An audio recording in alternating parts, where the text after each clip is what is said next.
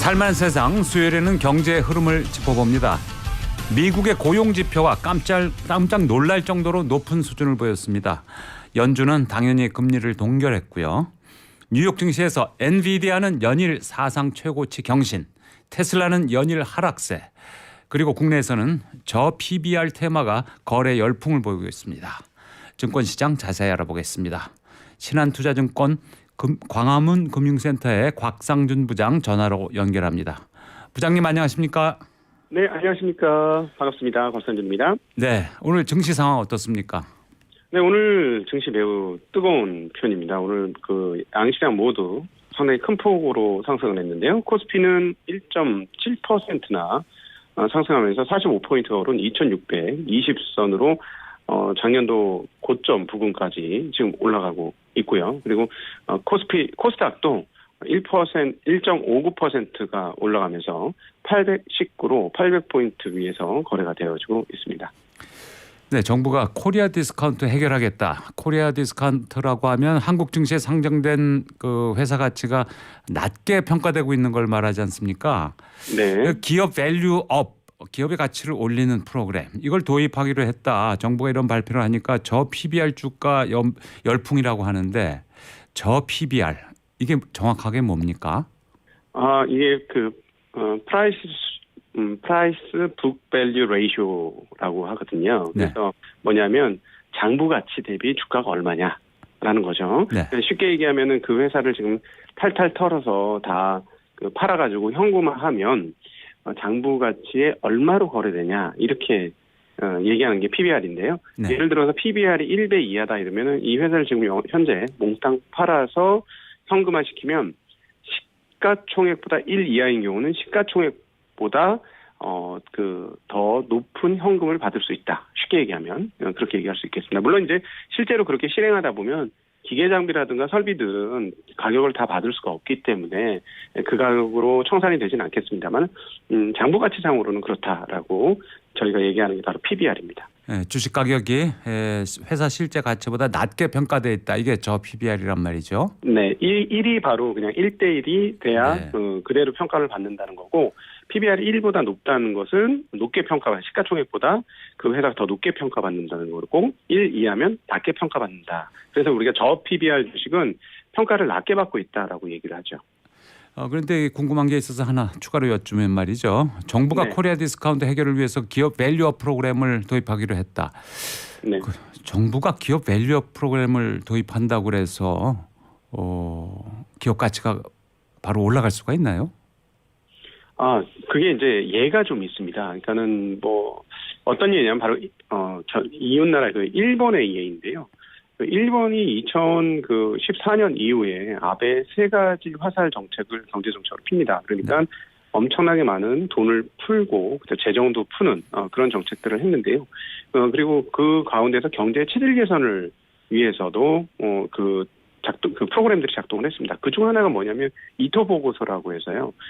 기업들의 어떤 구조 조정을 어떻게 할 것인가에 대한 이야기를 하면서 주식시장에서 행동주의 펀드들을 미국 등으로부터 이렇게 유입을 시켜서 좀 주식시장을 활성화해서 그다음에 전체 경제를 구조 조정하겠다는 것이 이토 보고서의 주요한 내용인데요. 네.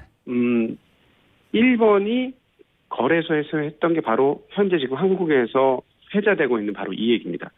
PBR이 1배 이하로 거래되는 기업은 일본 증권거래소에서 해당 기업에게 왜 1배 이하로 거래되는지를 소명하라라고 했거든요. 네. 그 다음부터 이제 일본 주식시장이 정말로 많이 올랐습니다. 최근 몇 년간 전 세계에서 가장 많이 오른 주식시장을 찾아보라면 바로 일본이에요. 거의 지수 자체가 3배 가까이 올랐거든요. 그러니까 네. 한국 같은 경우는 과거에는 주식을 투자하는 사람들의 숫자가 그다지 많지 않았습니다. 대략 600만 명 정도 네. 내외를 이렇게 예상을 했었는데 최근에 2020년 코로나 사태를 거치면서 엄청나게 증권 인구가 많아져요. 약 한 1,400만 명이 넘게 되거든요. 그러니까 그 많은 사람들이 왜 한국 주식만 이러냐. 다른 나라 미국은 요즘 환원 프로그램도 잘 돼 있고 일본조차도 저렇게 되는데 한국은 이게 뭐냐라고 많은 투자자의 불만을 많이 가졌어요. 거기에 이제 정치권들이 그거에 대한 귀를 열었다, 소리를 들었다.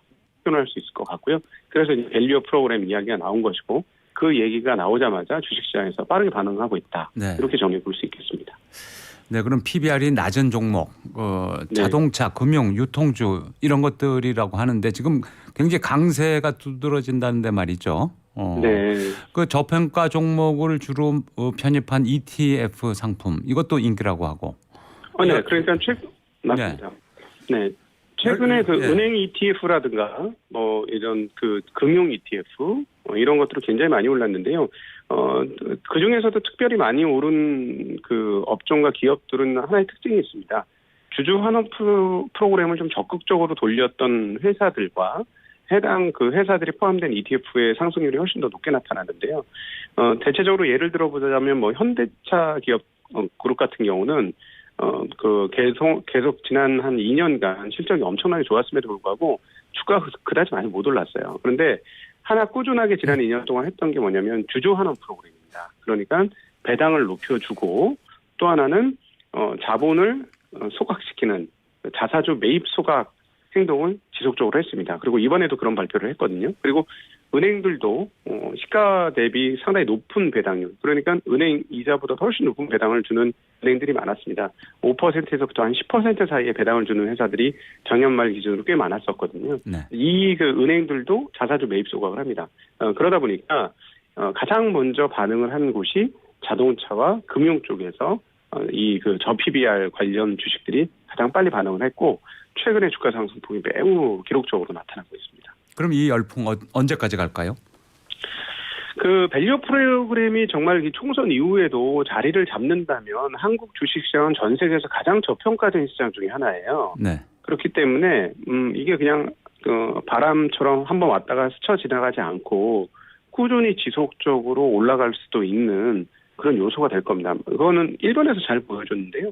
앞서 말씀드렸듯이 일본은 지난 몇 년간 지수 자체가 3배가 올랐다는 거예요. 네. 한국으로 환원하면 어떻게 됐냐? 지수가 한 6,000포인트까지 간 겁니다. 그러니까 네. 이 그 밸류업 프로그램들이 정말 제대로 돌고 그다음 주주 환원들이 계속된다면 어떻게 되냐면 우리가 부동산 외에 주식을 투자해서도 우리가 노후를 보장받을 수 있구나라는 생각을 사람들이 할 수도 있죠. 네. 그렇게 된다면 자금이 계속 들어오는 거고요. 금융시장에서 잊지 말아야 될 한 가지는 뭐냐면 자금이 들어오면 금융시장 자산 가격은 올라갑니다. 그래서 그게 핵심인데, 그러나 이제 투자하는 분들한테 이제 드리고 싶은 말은 항상 이제 주식은 좋을 때 취하면 낭패를 보는 경우도 많기 때문에 현재 이렇게 올라가는 게 정말로 프로그램화 될 때까지는 단기적인 흐름이다라고 생각하시고 네. 실제로 밸류업 프로그램들이 정말로 법 제정이 된다거나 네. 그런 일들이 이제 벌어지면 그때 가서도 한국 주식시장은 싼 주식들이 굉장히 많을 거거든요. 예. 그렇게 이제 좀 나누어서 지금은 그냥 단기적인 흐름이다라고 생각하시고 실제로 밸류업 프로그램들과 관련된 법 제정들이 이루어진다면 네. 그때는 한국 주식시장이 기조적인 상승이 이루어질 수도 있다라는 생각으로 접근하시면 어떨까 싶습니다. 네. 코리아 디스카운트 이 한국의 주식이 이제 저평가되고 있다는 건 한국이 배당이 좀 적잖아요. 선진국에 비해서. 네. 그것도 큰 선진국에 원인 중에 비해서. 하나인데요. 선진국뿐만 아니라 후진국에 비해서도 적습니다. 예. 그런데 이제 밸류 프로그램이 되면 그것도 좀 올라갈 걸 기대할 수가 있겠네요. 예, 그럼요. 왜냐하면 그 한국 기업 그러면 이제 단타보다는 이제 장기 투자하는 사람들이 조금씩 늘어날 수 있겠고 말이죠. 그렇죠. 왜냐하면은 최근에 이제 은행주 같은 경우는 앞서도 말씀드렸습니다. 배당률이 5에서 10% 사이에 포진된 은행권들이 굉장히 많았거든요.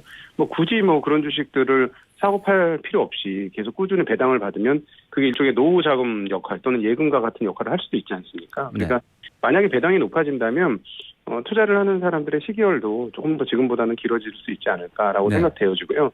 그다음에 이제 이게 핵심은 주주 환원입니다. 주주 환원인데 주주 환원이 된다라는 거는 그동안에 이제 한국에서 코리아 디스카운트의 최고 요인이 뭐냐면 대주주의 입장과 소액주주의 입장이 첨예하게 반대적으로 갈라진다라는 측면에 이 코리아 디스카운트의 가장 주요한 요인이었어요. 근데 이 밸류업을 한다는 건 배당을 많이 준다라는 건 회사가 가지고 있는 잉여 자금을 자기네가 투자할 데가 없을 경우는 주주한테 돌려준다라는 개념이 되는 거거든요. 네. 근데 우리나라는 지금까지 어떻게 됐냐면 현금이 있더라도 쓸 데가 제대로 없더라도 나중에 위기, IMF 같은 위기를 위해서 그냥 기업에다 돈을 쌓아놓고 그냥 돈을 썩히고 있는 경우가 많았습니다. 네. 그런데 이제 다른 나라, 미국 같은 경우는 전혀 그렇지 않거든요. 주주들한테 아주 적극적으로 돈을 돌려주는 행위를 합니다. 네. 만약에 그렇게 된다면 한국의 주식시장이 질적으로 바뀔 수 있죠. 그러면은 뭐 감히 말씀드리긴 일본이나 미국처럼 한국 주식시장도 한 해 반짝하고 그 다음에 죽는 이런 흐름이 아니라 몇 년간 지속적으로 상승할 수 있는 그런 기반이 마련될 수는 있다라고 보여지는데 진짜 그렇게 될지 좀 지켜봐야 돼요. 네. 그러니까 이번 정책이 그야말로 증시 선진화의 어떤 초석이 됐으면 하는 생각도 드네요. 네. 네. 네. 그러면 말이죠. 뉴욕 증시의 엔비디아, 이 모르는 사람 없으실 텐데 지금 끝도 없이 올라가고 있는데 골드만삭스가 목표 주가를 $800로 높였다고요? 네, 그러니까는 최근에 이제 제 주변에서도 이 GPT라는 AI를 쓰는 사람들이 꽤 많습니다. 생성형 AI를. 그리고 저도 꾸준히 써보고 있는데 이걸 쓰다 보니까 어떻게 되냐면 예전처럼 이제 예를 들어 네이버라든가 구글에서 이 검색하는 거 있지 않습니까? 네. 그런 것들이 좀 줄어듭니다. 네. 실제로. 이게 무슨 말이냐면 AI를 사용하는 영역들이 점차 넓어질 것이고 네. 현재 그 AI를 만드는 어떤 구조의 원리인 거대 언어 모델인 LLM은 GPU를 통해서밖에 돌아갈 수가 없어요. 그래서 이 GPU를 가장 강력하게 만들고 있는 회사가 엔비디아고 AI 시장이 꺾인다는 것이 포착이 되지 않는다면 당분간은 엔비디아는 다른 회사보다 훨씬 좋은 환경 속에서 있을 거로 이렇게 판단이 되어지고요. 아마 근데 시간이 지나면 그 엔비디아가 만드는 GPU를 만드는 또 다른 회사들이 등장은 하긴 할 겁니다. 그러나 그때까지는 시간이 꽤 걸릴 수밖에 없기 때문에 왜 그러냐면 이건 또 기술적인 얘기인데요. GPU를 만들어줄 수 있는 공장이 몇 개 없습니다. 전 세계에. 네. 대표적인 공장이 TSMC라는 공장이고요. 대만요. 한국의 삼성전자도 만들고는 싶은데 아직까지 세팅이 제대로 안 됐어요. 네. 경험이 아직 쌓여있지 않습니다. 그러다 보니까 만들 수 있는 공장이 거의 없습니다.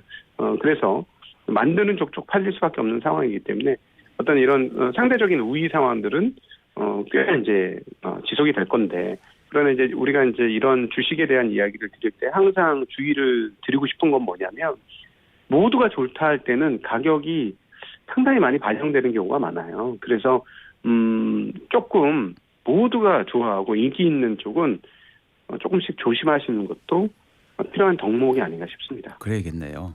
그러면 그와 관련해서 한국의 반도체 관련주들도 영향을 받고 있습니까?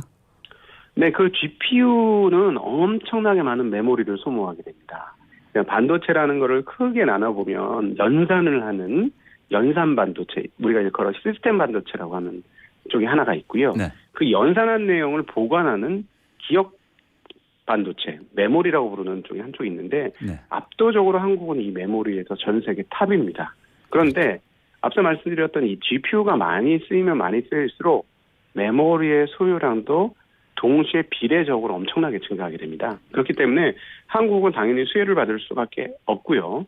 그런데 이제 요 GPU에 쓰여지는 메모리가 뭐라고 표현해야 할까요? 좀 확장되고 진화되고 복잡화된 메모리를 씁니다. 네. 기존의 메모리를 한 장씩 쓰던 거를 12장, 15장 이렇게 쌓아서 쓰거든요. 네. 그거 쌓았는데 이제 기술이 좀 필요한데 그 부분은 현재 한국에서는 하이닉스가 잘했기 때문에 하이닉스 주가가 좋았고요. 조만간에는 이제 삼성도 그걸 따라가서 아마 GPU가 좋아지는 만큼 한국의 메모리 업체들도 실적이 상대적으로 좋아지는 흐름들을 보일 것이다라고 기대하고 있습니다. 엔비디아와 반대되게 말이죠. 테슬라는 연일 주가가 급락하고 있는데 한국 주식시장에서는 이와 관련해서 우리가 뭘 지금 조심해야 될까요? 네, 많은 한국인들이 작년도 2차 전지에 많이 뛰어들었는데요. 2차 전지를 2차 전지 되게 만든 핵심은 바로 전기차입니다. 네.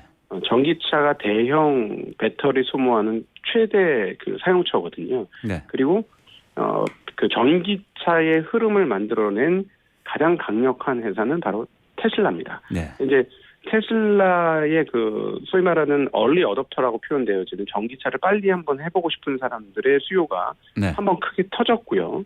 그다음에 이제 금리가 올라가면서 전기차는 일반 내연기관차보다는 가격이 조금 비싼 경향이 높기 때문에 대중화되기 위해서는 조금 대출을 많이 받아야 되는 상황이 부담스러운 겁니다. 그래서 올해 들어와서 24년에 이 테슬라의 성장 속도가 상당히 감속할 것으로 봅니다. 이것은 지난번 실적 발표 때 테슬라의 CEO인 일론 머스크가 언급을 했던 내용이고요. 네. 그동안에는 굉장히 빠른 속도로 성장을 했었는데 이 성장 속도가 평가하는 그 사람들에 따라서는 뭐 한 7, 8%밖에 성장을 못할 수도 있다라고 보는 사람들이 있어요. 그렇게 되면 그전에는 뭐 20%, 40%, 60%씩 성장을 했기 때문에 거기에 맞춰서 2차 전지 그 소위 말하는 생산 설비를 증설을 해오고 있었습니다. 그런데 이 부분들이 잘 안 팔릴 수가 있어요. 네. 그러면은 만들 수 있는 능력은 키워놨는데 팔리는 양은 옛날만큼 폭발적으로 늘지 않는다. 이렇게 되면 재고가 쌓이게 될 수도 있습니다. 그래서 아마도 제가 보기에는 24년도는 전기차한테는 조금 가혹한 구간이 될 것이고요. 특별히 상반기는 더 그럴 것 같고 금리가 떨어지는 하반기부터는 좀 개선되지 않겠느냐라는 기대는 해보고 있는데 네. 전기차와 그와 더불어 그쪽에 이제 소위 말해 밸류 체인 에볼루션 2차 전지는 올해 상반기는 조금 뭐 겨울을 나야 된다 뭐 이렇게 네. 표현하면 좋을까요? 그런 기간이 되지 않을까 하는 생각을 가지고 있습니다. 네, 그렇군요. 네, 부장님 오늘은 말씀 여기까지 듣겠습니다. 잘 들었습니다. 감사합니다. 네, 고맙습니다. 네, 지금까지 신한투자증권 광화문 금융센터 곽상준 부장과 말씀 나눴습니다. 네, 여기서 잠깐 넌센스 퀴즈 하나 드리고 가겠습니다. 이탈리아의 날씨는 어떨까요? 넌센스 퀴즈입니다. 힌트는 이탈리아의 음식 네 글자입니다. TBS 앱 또는 50원 유료 문자 샵 0951로 정답을 보내주시면 추첨을 통해서 선물 보내드리도록 하겠습니다. 김 교수님 안녕하십니까? 네, 안녕하세요. 네. 정부가 준공 후 30년 지난 아파트나 연립주택 안전진단 없이 재건축을 할 수 있게 하겠다. 이렇게 발표한 배경은 어디에 있을까요? 아무래도 이제 공급 확대를 굉장히 중요한 공약으로 내세웠는데 지난해하고 지지난해 양 두 해에 걸쳐서 상당히 인허가라든지 착공 그 공급 지표가 상당히 감소했습니다. 네. 그래서 뭐 구체적으로 보면 이제 작년 1월에서 11월까지 보면 한 인허가는 한 29만 호, 그래서 전년 대비 한 37% 줄었고요. 착공은 17만 호, 그래서 전년 대비 한 52% 줄었거든요. 네. 근데 이 전년이라고 하는 2022년도 그 평년에 비해서 훨씬 줄었어요. 한 15%. 그러니까 상당히 많이 줄었기 때문에 이제 이대로 놔두면 2025년 정도부터는 본격적으로 이제 주택 공급 부족 때문에 주택 시장이 불안해질 수 있다. 네. 이런 우려가 있기 때문에 이제 공급을 확대하기 위해서 네. 여러 가지 정책을 이제 내놓는 과정에서 그래도 재건축이 도심에서 공급할 수 있는 상당히 중요한 수단이기 때문에 이렇게 패스트 트랙을 내놓은 것 같습니다. 네. 오늘은 재개발, 재건축에 대한 궁금점 풀어드립니다. 관련해서 50원 유료 문자나 TBS 어플, TBS FM 유튜브를 통해서 의견 주시면 공유해드리겠습니다. 네, 0935님 매번 당첨 도전하는데 왜 안 되는 거죠? 이렇게 해주셨는데 심각한 경제 상황입니다. 피부로 느끼는 한 사람입니다. 그래도 즐거운 설 명절 보내시길 바랍니다. 이렇게 보내주셨고요. 한태현님 출석했습니다. 살만한 세상 안녕하세요. 오늘은 날씨가 참 좋습니다. 어지러운 소식 접어들고 듣기 좋은 이야기만 했으면 좋겠네요. 정말 저도 그러면 좋겠습니다. 파란파도님 11시에 따뜻한 차 한 잔과 만나는 방송 맞습니다. 여러 왜곡된 사건 꼼꼼하게 짚어주시고 회초리 좀 때려주셨으면 합니다. 앞에 분하고 뒤에 분이 의견이 좀 다르네요. 은초롱님 살만한 세상 서두원입니다. 방끝 안녕하세요 해주셨습니다. 네, 안녕하십니까. 자, 김 교수님. 네. 한마디로 규제를 획기적으로 풀어서 주택 공급을 늘리고 건설 경기를 띄우겠다. 네, 네. 이런 거죠? 그렇습니다. 네. 지금 뭐 아시다시피 PF 시장도 상당히 안 좋고 전체적으로 거래 시장도 안 좋기 때문에 이 수요가 지금 굉장히 위축되어 있는 상태거든요. 그래서 이러한 상태가 지속되면 당연히 공급자들도 이제 공급하기 어려워지고, 그런데 이렇게 인허가나 착공이 작년, 재작년 줄어든 상태에서 방치하게 되면 이건 뭐 2, 3년 후에 상당히 걷잡을 수 없는 뭐 전세 가격, 매매 가격의 어떤 폭등 이런 것들을 유발할 수 있기 때문에 그런 차원에서 건설 경기도 좀 활성화시키고 그로 인해서 공급도 활성화시키는 이런 차원에서 지금 도입한 정책이라고 볼 수 있겠습니다. 재건축은 근데 안전진단이 완화된다고 해도 공급까지는 시간이 좀 걸리죠. 그렇습니다. 이제 되게 몇 년 봐야 되나요? 뭐 평균 한 9.7년 이렇게 얘기를 합니다. 그래서 한 보통 10년 정도 되고요. 아이고, 네. 네, 거기에서 가장 중요한 게 이제 조합 설립에 한 3년 평균적으로 예. 그렇게 걸리고 이제 건축물을 건축하는데 한 2.5년에서 한 3년 네. 그렇게 걸리고 나머지 뭐 지구 지정이라든가 다양한 이런 과정에서 다 1, 2년씩 걸리기 때문에 안전 진단을 통과해도 뭐 짧으면 5, 6년, 네. 예, 평균적으로 한 10년 걸린다고 그렇게 봐야 됩니다. 아, 그렇군요. 그럼 이게 부동산 시장 정상화에 도움이 될까요? 도움이 되겠죠. 왜냐하면 정부가 어떤 스탠스를 갖느냐는 상당히 이제 수요자나 공급자 측면에서 중요한 의미를 갖거든요. 안전진단을 통과한다고 해도 10년 정도 걸리지만 안전진단을 굉장히 이제 연기를 해서 좀 쉽게 해줌으로써 시그널을 주는 거죠. 네. 우리가 이런 재개발 재건축 관련해서 굉장히 정부가 촉진해주겠다. 네. 그럼 그에 따라서 이제 다른 주체들도 예를 들어서 뭐 조합을 설립하려는 주민들이라든가 아니면 정비 사업과 관련된 여러 가지 전문 이제 건설 주택 공급 업체들도 준비를 하게 되죠. 네. 예, 그렇게 되면 이제 당연히 공급 확대 효과가 있습니다. 그러면 안전 진단에 걸리는 시간이 이제 빠지게 된다면 네. 빠르면 한 5, 6년에도 공급이 이루어질 수 있는 거네요. 시작에서부터. 지금도 뭐 빠른 경우에는 5, 6년에 걸리는데 그런 경우 굉장히 드물죠. 그런 네. 경우는 이제 조합 설립에 상당히 이제 주민들이 뜻이 잘 모아지고 예. 이 사업성이라는 게 속도와 관련이 있는데 이 속도에 가장 영향을 미치는 것이 동의율입니다. 동의율. 네, 동의율이 잘 나오려면 본인들이 분담하는 분담금이 적어야 되거든요. 그렇죠. 그럼 이제 용적률이 높아가지고 현재 용적률은 낮고 앞으로 우리가 재건축 후에 용적률이 높아서 본인 분담금이 없거나 이런 경우는 이제 동의율이 높거든요. 예. 그런 단지들은 5, 6년 만에도 이제 가능하지만 대부분 그런 단지가 별로 없기 때문에 예. 상당히 이제 뭐 안전진단을 유예해 준 것은 도움이 되지만 그렇다고 해서 뭐 아주 쉽게 빨리 될 수 있다 이렇게 단정하기는 어렵습니다. 네. 안전 진단 말고도 용적률이라는 네. 큰 고비를 넘어가야 그렇죠. 되는 거니까요. 네. 네.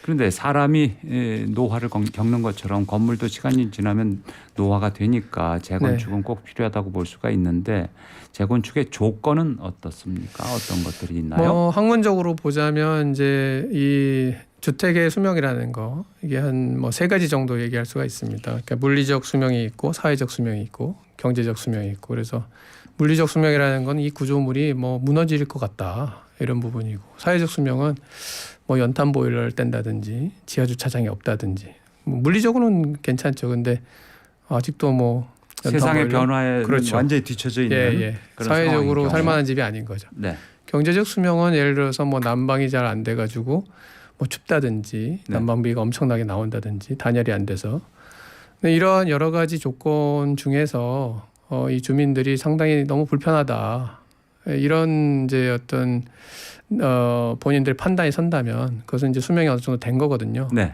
근데 그 동안은 이제 이 물리적 수명에 너무 방점이 많이 있었던 거죠.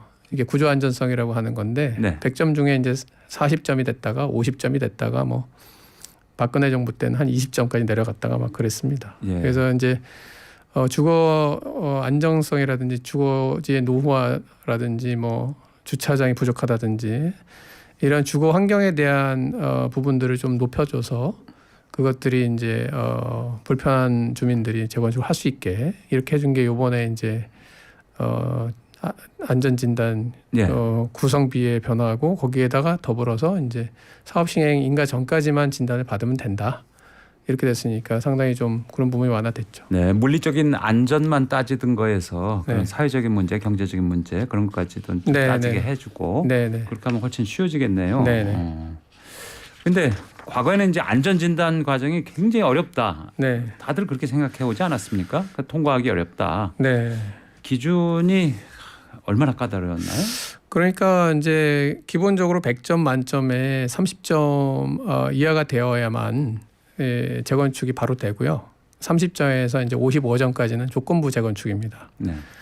거기에다가 이제 물리적인 안전성, 구조 안전성 점수가 높았기 때문에 50점 정도. 그러니까 물리적으로 괜찮으면 뭐 3열 주차를 하든 뭐 다른 게 아무리 불편해도 네, 아무리 재건축 불편해도 하기 허가가 안 힘든 나는 거죠. 예, 점수가 낮게 안 나오는 거죠. 예. 그래서 이런 부분이 있어서 사실 이제 지난 정부 4년 동안 한 20곳, 25곳 정도만 안전진단 통과를 했는데 이제 이번 정부 들어서 이 구조 안전성 30점 이렇게 낮추고 하는 바람에 한 1년 정도 동안 한 100건 이상 네. 안전진단이 통과됐다. 이렇게 이제 통계가 나오고 있습니다.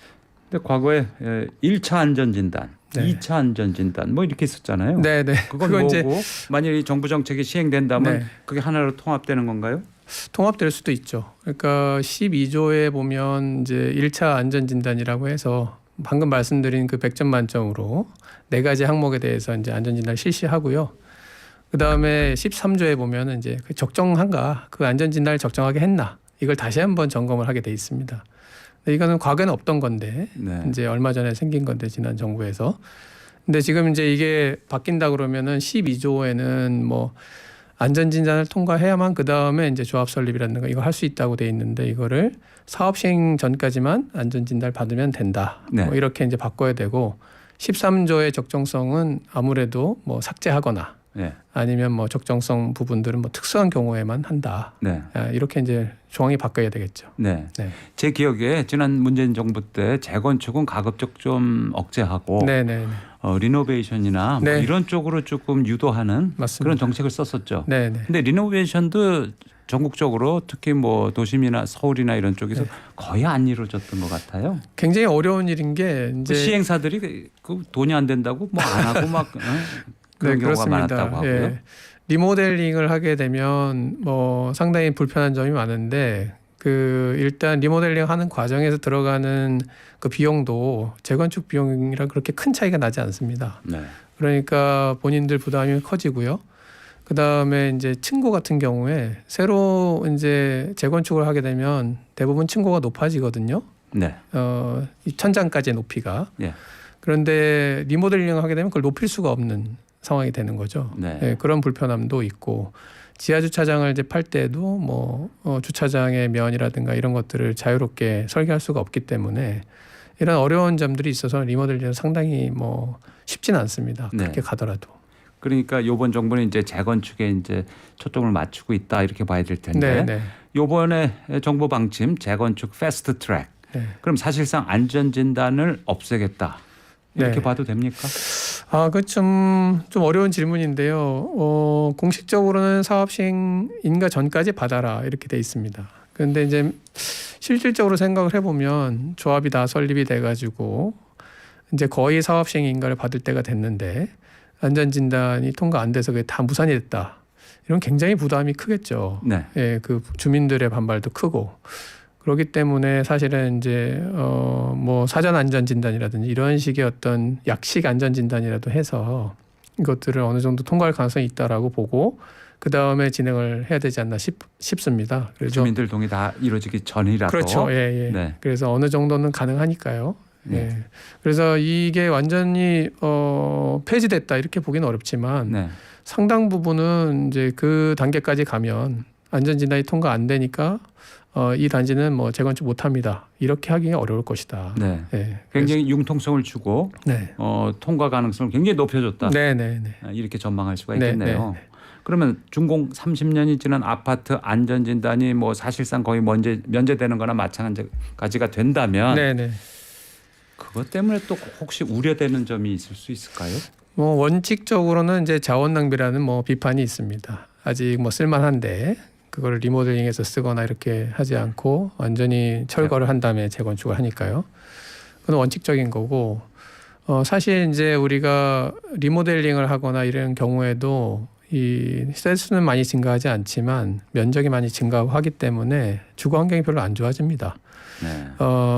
그런데 이제 이 재건축이 더 심해지게 되면 세대수가 많이 늘어나고 하기 때문에 기존의 교통 시설 인프라 네. 같은데 부담을 많이 주거든요. 밀집도가 높아지니까. 네. 예. 그 도심에서는 새로 도로를 넓힐 수도 없고 예. 또 기존에 있는 뭐 전철을 새로 깔 수도 없고 1000세대 살던 데가 뭐 1500세대 살면 네, 뭐 보통 이제 예. 증가율 세대수 증가율이 한 40% 평균. 네. 근데 요즘에는 이제 용적률이 많이 높아져 갖고 한 50%까지 1000세대를 재건축하면 1500세대 정도 되는 거죠. 근데 이 한 단지만 했을 때는 뭐 크게 문제가 없겠지만 이 재건축을 여러 단지가 하게 되면 예. 뭐 몇만 세대가 더 늘어날 수도 있잖아요. 근데 그렇겠네요. 기존의 도로 구조라고 하는 거는 기존의 세대수를 수용하게끔 설계됐기 때문에 네. 그런 부분들이 좀 우려가 됩니다. 네. 그럼 말이죠. 만일 이 정책이 실행이 된다 했을 때 너도 나도 아파트들이 재건축에 응할 가능성도 있고 네. 아니면 그 반대일 수도 있고 네. 뭐 예측이 좀 어렵지 않을까요? 그렇죠. 근데 이제 재건축이 사업성 때문에 뭐든지 시간이 많이 걸리거든요. 네. 근데 사업성이 좋은 단지들 그러니까 굉장히 분양가가 높고 그다음에 용적률이 낮고 현재 용적률이 그러고 이제 앞으로 우리가 재건축 후에 받을 수 있는 용적률이 높은 네. 이런 단지들 중심으로는 빨리 이제 이 안전진단 이 유예 조치에 대응을 해서 네. 재건축을 추진할 가능성이 높죠. 아, 그러나 그렇지 않은 지역에 대해서는 뭐 이게 크게 영향을 많이 미치진 못할 거다. 결국 이제 용적률 싸움이거든요. 네. 네. 네. 그러면은 이제 재건축이 여기저기 만일 붐이 생긴다. 네. 그러면 시행사들 입장에서 네. A 지역의 재건축은 돈이 되니까 거기는 해주고 싶고 네. B 지역은 이건 뭐 별로 돈이 안 될 것 같으니까 네. 우리 해주세요. 그래도 안 해줄 것 같고 뭐 이렇게 손가락만 빨고 있는 네. 그런 단지도 생길 것 같고 말이죠. 네, 네. 그럴 단지들 있지만 아마 손가락 빠는 단지는 서울 수도권에서는 많지 않을 것이다. 네. 특히 서울에서는 그럴 거라고 생각이 되고요. 네. 특히 지금 이제 용도 지역 규제로 인해서 정해져 있는 용적률 같은 경우도 많이 완화를 해주고 있는 이제 상황이거든요. 네. 서울시 같으면 뭐 신통기획이라든지 이런 걸 통해서 인센티브를 좀 주고 공공임대라든가 공공기여를 받아내는 방식으로 하고 있기 때문에 사실은 이제 이 조치로 인해서 상당히 좀 사업성이 높아지는 단지들이 꽤 생길 거고 그 사업성이 정 안 나와서 뭐 재건축 추진을 하더라도 건설사에서 우리는 뭐 관심 없습니다. 이런 단지는 꽤 많지는 않을 것 같습니다. 네. 네. 그럼 이번에 정부가 발표한 재건축 패스트 트랙 네. 이게 시행되기 위해서는 국회에서 법이 개정돼야 되는 거 맞죠? 네, 네, 맞습니다. 그래서 지금 이제 한 21대 국회가 한 4달 남았는데 이제 정부에서는 이달 2월 달 안에 이제 개정안도 의원 발의 형태로 하고 그렇게 해서 뭐 진행하겠다 하는 건데 지금 이제 뭐 야당이 더 크니까 네. 야당의 협조가 필수적이고 네. 또 이제 총선을 앞두고 있기 때문에 여기에 정말 뭐 집중할 수 있을까 그런 이제 우려가 있고요. 근데 다만 이제 야당의 입장에서도 이 재건축 재개발은 상당히 중요한 이슈거든요. 그러니까 야당이 반대해서 안 됐다 그러면은 야당에 대한 지지도에 영향을 미치지 않을까요? 그럴 가능성이 있습니다. 네. 왜냐하면 지금 이제 너무 불편하게 사시는 분들이 많기 때문에 네. 오래된 아파트나 아니면 아파트가 아니라 하더라도 이제 저층 주거지에서 굉장히 고생스럽게 사시는 분들이 많기 때문에 야당도 그렇게 세게 반대하기는 힘들 것 같습니다. 그래서 지금 전문가들은 어떻게 전망하시나요? 야당도 찬성해 줄 걸로 네, 전망하시나요? 어느 정도 조정 과정을 거치겠죠. 네. 이제 뭐든지 뭐 과유불급이라고 했지 않습니까? 네. 그래서 너무 지나치게 이제 아까 말씀드린 대로 지나치게 이걸 하다 보면 한꺼번에 많은 재건축 단지들이 이제 사업에 들어가게 되면 예. 전세 대란도 일어날 수 있고 예. 재건축 이후에 인프라 부족이라든지 이런 문제 때문에 심각해질 수 있기 때문에 네. 그런 부분들에 대해서 이제 뭐 순서를 정한다든지 이러한 좀 속도 조절을 하는 이런 어떤 안전장치들을 도입하면서 이게 합의가 되지 않을까 그런 생각이 듭니다. 그러니까 고쳐야 될 핵심 법안이 도시정비법입니다. 네네. 도시 및 그- 주거환경 정비법입니다. 네. 개정안은 주요 내용이 어떤 건가요? 네, 아까 말씀드린 대로 12조하고 13조에 이제 안전진단 관련 규정이 있거든요. 네. 그래서 12조에 있는 이제 규정들을 바꿔줘야 되고, 그다음에 13조는 이제 적정성 검토인데 이런 거는 뭐 안전진단과 함께 동시에 적정성 검토를 완료한다든지 네. 이렇게 해서 이제 같이 갈 수 있게끔 그렇게 해줘야 될 것 같습니다. 네, 그렇군요. 지금 청취자분들이 많은 의견 보내주고 계신데요. 도시정비법이 국회에서 통과가 되어야 시행이 가능한데 통과가 안 되면 실거주 폐지 이런 것처럼 공허한 외침이 될까 우려가 됩니다. 네. 이런 의견들이 많습니까? 많은데 어떻습니까?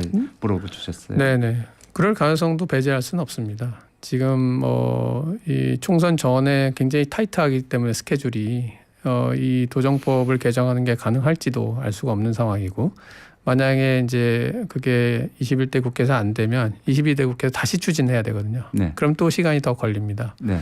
그러면 이제 그 과정에서 여러 가지 다른 이유로 이제 이 법안들이 좀 순위에서 밀릴 수도 있고 네. 그래서 그럴 가능성도 배제하기는 힘들다. 네. 네, 그렇게 봅니다. 네, 이런 또 문자도 들어왔어요. 김대선님, 기득권 건설사 아파트 대충 짓고 분양 안 되면 LH에서 사주고 장난 좀 그만 쳤으면 좋겠습니다. 한태현님은 순살 아파트 터진 이후로 신뢰가 깨졌어요. 자유롭고 마음 편하게 살고 싶습니다. 이게 쓴소리도 해주셨고 말이죠. 네, 이건 뭐 전반적인 문제죠. 저희 건설업계나 이제 뭐 공공기관에서 조금 더 면밀하게 살펴봐야 될 문제인데요. 그동안 너무나도 이제 대량 공급 확대 이런 거에만 이제 집중하다 보니까 네. 차근차근 이제 그 어떤 문제점들을 체크해가면서 공급하는 이런 부분들에 우리가 소홀했던 것 같습니다. 그래서 사실은 뭐 그런 대규모 아파트를 지으면서 한 2년 반, 뭐 3년이면 다 짓는데 그런 경우는 이제 세계적으로도 드물거든요. 뭐 예를 들어서 일기 신도시 같은 경우 분당 일산 네. 5년 내에 다 끝냈는데 뭐 택지 조성에서부터 아파트까지 네. 그러니까 그런 경우가 세계적으로 거의 없습니다. 네. 그러니까 우리가 이제는 그런 속도보다도 품질에 굉장히 좀 더 주안점을 두고 뭐 건설사뿐만이 아니라 공공기관에서도 신경을 써야 될 것 같습니다. 네. 지금 시각 11시 45분입니다. 교통정보 듣고 돌아오겠습니다. 당신이 있는 곳에 TBS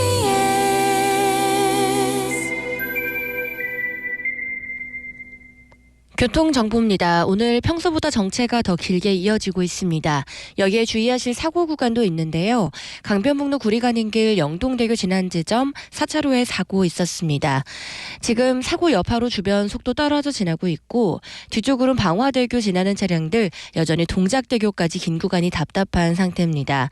구간 지나시는 분들 시간적 여유 충분히 두고 지나셔야겠습니다.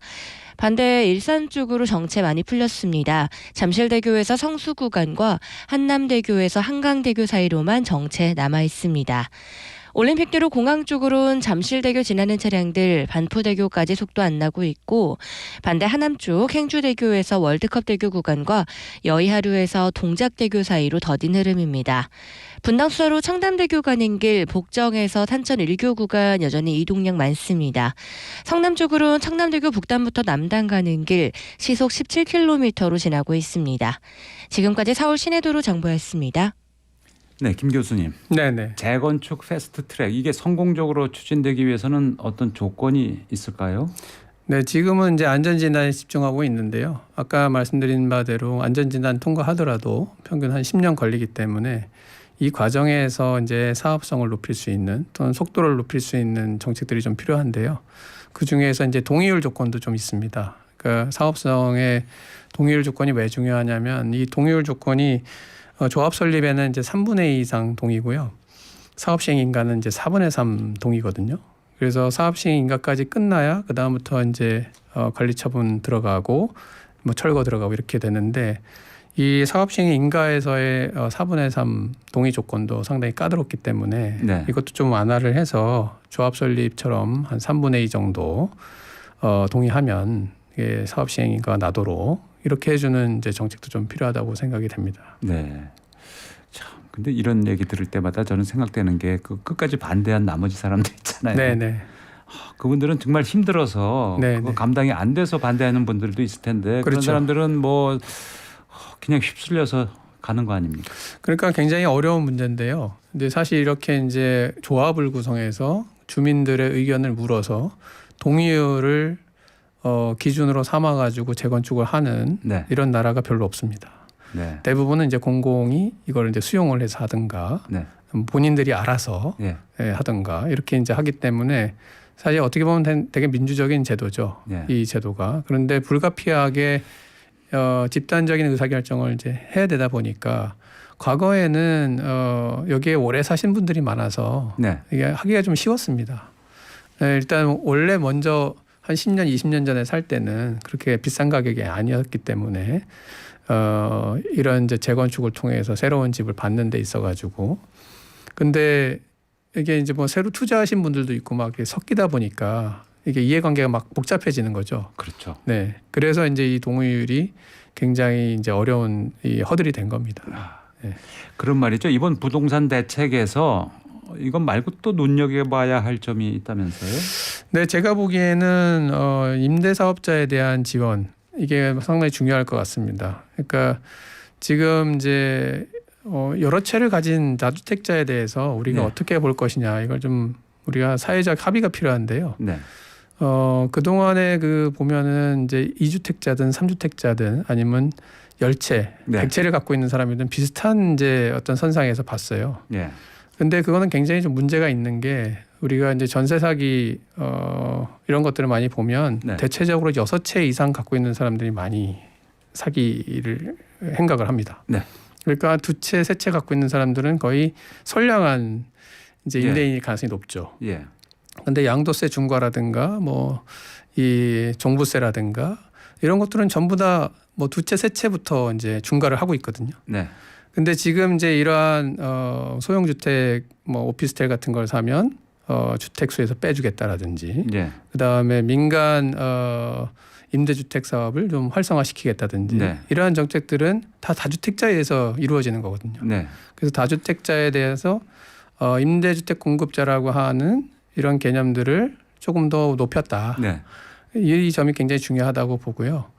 어쨌든 우리가 공공임대 100만 호가 훨씬 넘었지만 한 300만 가구 정도는 임대주택에 살고 있는데 이 300만 가구에게 임대주택을 공급할 수 있는 굉장히 양호한 그리고 정상적인 임대주택 공급자들이 필요하거든요. 네. 그 차원에서 보면 이런 뭐 대기업이나 이런 중견기업이나 이런 네. 기업형 임대주택 사업자가 꼭 필요한데 네. 이번에 이제 그런 것들을 다시 좀 많이 열어줬다. 네. 그래서 만약에 이제 주택 공급의 부족에 의해서 2, 3년 후에 전세 대란이나 뭐 이런 것들이 나더라도 이런 민간 기업형 임대 사업자가 많이 활동하고 있다면 그걸 막아줄 수가 있거든요. 그렇죠. 네, 우리가 월세나 전세 당연한 걸로 생각하는 건데 누군가가 이걸 공급해 줘야 되는데 네, 네, 그걸 공급해 주는 다주택 소유자를 네, 네, 그게 개인이든 네. 중소기업이든 네. 그걸 이상한 눈으로 보고 네. 세금을 왕창 때려버리고 네. 그러면은 민간 그 임대 시장이 다 죽어버리겠죠. 그렇죠. 그래서 사실 이제 좀 안타까운 거는 일본 같은 데는 뭐 미쓰이 부동산이라고 굉장히 큰 임대 사업자가 있거든요. 네. 대기업입니다. 그래서 예. 우리도 그런 뭐 현대나 삼성이나 이런 데서 임대 사업을 할 수 있게 해주면 절대적으로 그 사람들이 갖고 있는 임대 물량에서는 전세 사고가 터지지 않습니다. 네. 예, 그런 이제 안정적인 부분들이 있고 뭐 자본이 있기 때문에 그런 자본을 이용을 해서 뭐 짧은 시기에도 많은 양의 임대주택을 공급할 수도 있죠. 예. 네, 그런 좀 가능성이 열렸다 이렇게 생각이 됩니다. 프로젝트 파이낸싱 PF 시장이 일반 소비자들에게 별로 관심이 없을 것 같아도 건설사들이 이런 데 영향을 받으면 다 결국은 일반 국민한테도 영향이 오는 건데 말이죠. 그렇습니다. 이 PF 관련도 이번 정책에 좀 변화가 예상됩니까? 네네. 이번에 이제 PF 관련해서도 보증 한도를 좀 높여주고 또 뭐 사업장이 우량하면 그 부분 지원해주겠다라고 이제 대책이 들어가 있거든요. 네. 그 굉장히 중요한 거고요. 지금 이제 본 PF로 넘어가야 되는데 사업 시행 인가를 이제 받고 이렇게 되면 근데 이 본 PF로 못 넘어가서 이제 불이치는 상태에서 남아 있는 이제 사업장들이 많거든요. 네.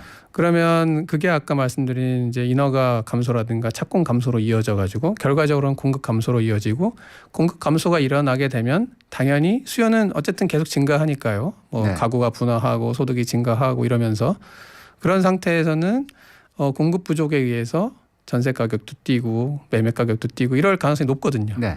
그러니까 PF부터 풀어줘야 거기서 뭔가 돈이 흘러가야 네. 그 다음에 이제 주택 사업들이 정상적으로 진행이 되고 예. 인허가 착공이 진행이 되고 그래서 공급이 늘어나고 수요에 맞춰서 공급이 늘어나야 매매 시장이나 전월세 시장이 안정화가 되거든요. 그러니까 여기에 가장 지금 중요한 포인트가 PF입니다. 그래서 PF 돈이 돌지 않으면 뭐 어떤 사업도 제대로 할 수가 없기 때문에 그러한 부분에 있어서도 좀 신경을 썼다 이렇게 보여집니다. 네, 그렇군요. 그리고 이번 재건축 완화 정책이 그 지방 미분양 이런 거에는 별로 영향이 없겠죠? 수도권 위주 아닌가요? 네, 뭐 지방 미분양에 대해서는 따로 이제 정책이 하나 있지 않습니까? 미분양 주택을 사게 되면 그 뭐 주택수에서 제외해 주겠다든지 뭐 일부 어떤 세금을 유예해 주겠다든지. 그런데 재건축 같은 경우에는 지방은 크게 이슈가 없거든요. 네. 지방에서는 재건축 사업성이 별로 없기 때문에 재건축이라고 하는 거는 대체적으로 수도권, 뭐 부산 이 정도 네. 큰 광역시의 어떤 기존 도심에 있는 공동주택만 해당이 돼서 예. 뭐 수도권 이슈라고 봐야죠. 네. 자, 부동산 시장 얼어붙어 있는데요. 어떻게 준비하고 대비해야 될지 마지막으로 청취자들에게 한 말씀 해주십시오. 네, 뭐 제가 이런 얘기할 때마다 가장 안타까운 거는 우리나라의 주택 보급률이 100% 나왔으니까 충분하다 이렇게 오해하시는 분들이 많아요. 우리나라의 2021년 천인당 주택 수가 424채입니다. 네. OECD가 462채고요. EU나 일본은 490채가 넘습니다. 네. 그러니까 이 OECD 평균에 비해서도 한 40채 정도 부족하고 네. 일본이나 EU 평균에 비하면 70채 정도 부족해요. 1000명당. 네. 그러니까 결코 주택이 많지 않습니다. 네. 그래서 이걸 일단 이해를 해야 되고 앞으로 뭐 인구가 주니까 주택 수요가 준다 이렇게 오해하시는 분도 있는데 그거는 전체적으로 그렇고요. 네. 서울이라든지 이렇게 수요가 몰리는 곳은 절대 그렇지가 않습니다. 네. 그래서 공급을 꾸준하게 할 수 있는 정책을 계속해야 된다. 네. 이 말씀 드리고 싶습니다. 네. 네, 지금까지 경기대학교 김진유 교수님과 말씀 나눴습니다. 교수님 오늘 잘 들었습니다. 네, 감사합니다. 감사합니다. 네, 오늘 퀴즈 드렸죠. 이탈리아의 날씨는 어떨까요? 네, 이탈리아 대표하는 음식 스파게티죠. 스파게티입니다. 정답. 선물 받으실 분 한 분 선정했습니다. 오하나공룡님 축하드립니다. 오하나공룡님 이런 의견 주셨어요. 정치와 경제, 사회 등 전반적으로 꿀꿀한 상황에 단비와 같은 시사, 경제, 문화 등 맞춤 프로그램을 시적절하게 소개하는 살만한 세상 잘 듣고 있습니다. 화이팅 하세요. 이렇게 해주셨습니다. 감사합니다. 네, 오늘 많은 청취자분들이 응원해 주셨습니다. 청취자 여러분들이 체감할 수 있는 정보 또 선물 다양화해서 업그레이드된 모습 보여드리도록 하겠습니다. 자, 오늘의 끝곡은 안녕하신가영이 부르는 우연히 봄입니다. 내일은 배상훈 프로파일러와 함께 중요한 사건 사고 날카롭게 분석해 드리겠습니다. 여기서 마치겠습니다. 여러분 고맙습니다.